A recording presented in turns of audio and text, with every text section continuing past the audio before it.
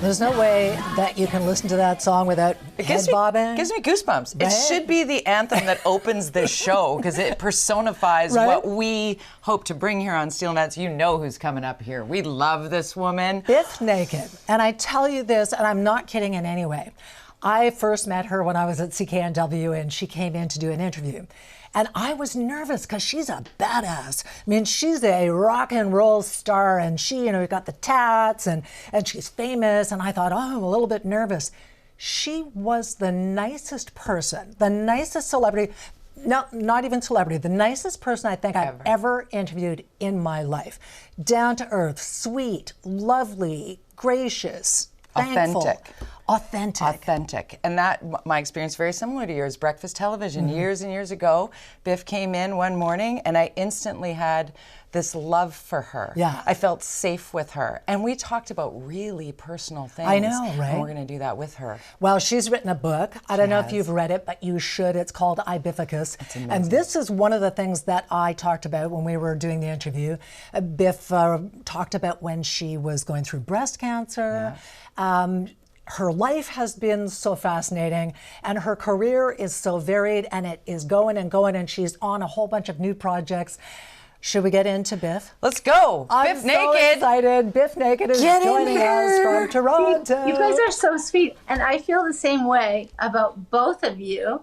My admiration for both of you is just, it's absolutely unyielding. And you're both gorgeous. I consider you both mentors and friends. And it makes me homesick. It makes me homesick. Come home. To talk You promise to you're coming here when you get back home. Right. Anytime, open invitation, seat at the table at Steel and Vance, of course, right? Oh, I would love that. I would love that. This is a big year for you, Biff, because this is the 25th anniversary of BIFICUS.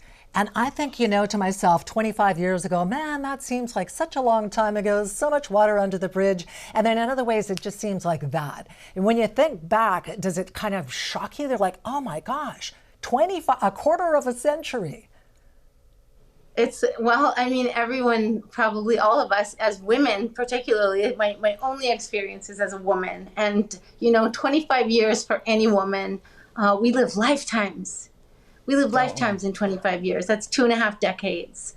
And I mean, children are born and weaned and leaving the nest, and, marriages come and sometimes die. And my career has really been always my rock. It's always been what I enjoy the most. It's my passion, and I just love it. And I find with every passing year, as I get older and in my 50s, I just like it more and more. I love it and enjoy it more and more. And that's the same with life. I need to ask you about when you're on stage, because I've seen you so many times. I've been in the mosh pit, down in front, and sweating and screaming up at you and seeing you perform. I mean, it's a real gift that you bring. And I want to know from your perspective, what is it like to inspire and see that humanity come together, especially in such divisive times? Oh boy, I mean, yes, post all the lockdowns and coming back into performing has been an absolute dream come true. I enjoyed it before. I never took performing for granted ever. And every performance, I think the first 15 minutes is me feeling like the same 18-year-old kid trying to impress all the punk rock guys. That still fear is there. But then, I wind up talking with the audience. I talk so much in between songs, and I wind up connecting with people. I always cry during Lucky, sometimes during Spaceman. Yeah. And I look back at my drummer Chico, and he's laughing because he knows that's not what I want to do. And I'm just like, I'm like, holy shit. I always look at him and go, and we laugh. Yeah. And I never get tired of it. I love it. I hope that I can perform until I'm 100. What is it that brings you to tears during those songs? You know what? It's because I know that the song has some importance to a certain person or to people in the audience. I always dedicate Lucky to nurses. Really? Nice. And I always will. I think that nurses are, the unsung heroes, even before the pandemic hit. And so I always dedicate this song. And I always get emotional about it because often there are families in the audience who have been through a complete upheaval and health crises, and certainly cancer patients and breast cancer patients like myself. Yeah. And so we have this unspoken bond that is very deep and very, very true. And really, it's just a pure gratitude that comes through. And I sing that song, which is so funny to me because I wrote it with my boyfriend at the time, when I think it was like 92 or something. And it was just like, a grungy love song that was like this love song that has really taken on a whole new meaning. And endured. And let's talk a little bit. You brought up your battle with breast cancer and how honest and raw and open you were throughout all of that. And here you are at this point in your life. Just for the viewer right now watching Steele and Vance who doesn't know that story, give us a little taste of the experience Bif Naked had and has now on the other side, gratefully. Well, when I was diagnosed with breast cancer, I was 36 years old. There was no Instagram. There were barely blogs. I don't even know if there was Facebook yet, to be honest. And so there wasn't a lot of other, I guess, forums available, except at BC Cancer. Maybe there were some support group nights and stuff like that. So there wasn't a lot of language surrounding cancer survival. There wasn't a lot of it wasn't normal to talk about cancer. And that was something that was a journey I embarked on, that I felt like, oh no, I have to talk about it for other people, because people keep asking me, because I'm the singer. And I just kind of looked at it like that. We're all sick and we're all bald. We all feel all these feelings together collectively and individually. And no one is asking their families about it, but people are asking me. So I'm going to make sure that I always, talk and try and advocate. And it was a great education into the healthcare system, which led me down my path of volunteering. And, I'm lucky that I survived, and I wouldn't have survived without nurses and without the great care I got at BC Cancer. Biff, one of the things that really struck me about you, an interview that we did some years back, you were doing the welfare challenge, where I think you had to live on $3 a day, and that's all you could have to buy food. You came into the studio and, practically starving with a couple of baggies of sliced up cucumbers, and you wanted to share them with me. And I was like, no, because that's all you're going to have to eat today.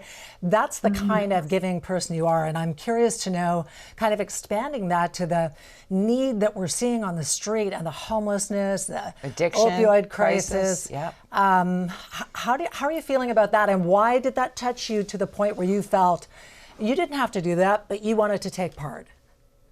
Oh, yeah. And I think even today it's more important now, and it's more relevant now. And unfortunately, organizations like Raise the Rates, that was doing it at the time in Vancouver, it's hard for them to stay motivated and focused, because it just seems like the greater society really doesn't care half the time. And if anyone goes to Vancouver, I've been all over the world and all over the country. There's nowhere else in the country that's like the downtown east side. Nowhere. Wow. No. And it's just because it's concentrated. It's very concentrated, dense population that is a very specific population. I think in other cities it's a little more spread out, but with COVID, all that the pandemic really did was exacerbate the problems that already existed. And if people had problems living in poverty before, now they really do. Yeah. So I think more than ever, we need to, just try hard to lobby governments to, raise the rates. It's always going to be, it's an ongoing issue that activists and advocates will always have. Out here, it's ODSP and disability poverty, and it's just, it's the same across the country. Even though it's a global norm, it shouldn't be normal for us to tolerate you know, We have to a large shrink number the of the divide, population. right? Yeah, we got to Yes, shrink that divide yes. between the haves and the have-nots. Now, listen, we Yeah. set up that this is the fastest 10 minutes ever. We need you to come back in studio, as we said. When you come back to town, open invitation. You let us know before we let you Thank go, you. Biff. I want to know, you are in studio now. You've got a new video. You're working on a documentary. You got a single that's going to come out. When are we going to hear Tour. some new Biff? I'm hoping that it comes out before I see you, which is hopefully November. But we're shooting a video for a new single in 2 weeks. Awesome. We're putting it in the calendar. We love you. We're having you in the I studio. love you. We do. You know, we're like a badass chick to Yeah. lead off this show for Unofficial us. co-host right now. Love it. Love you, Biff. Congratulations, you guys. Thank you are so amazing, much. and the show is amazing. We will see you in November. Mwah. I can't wait. Thanks, Biff. Bif Naked, one of the most amazing human beings. And I mean, honestly, she's got an aura.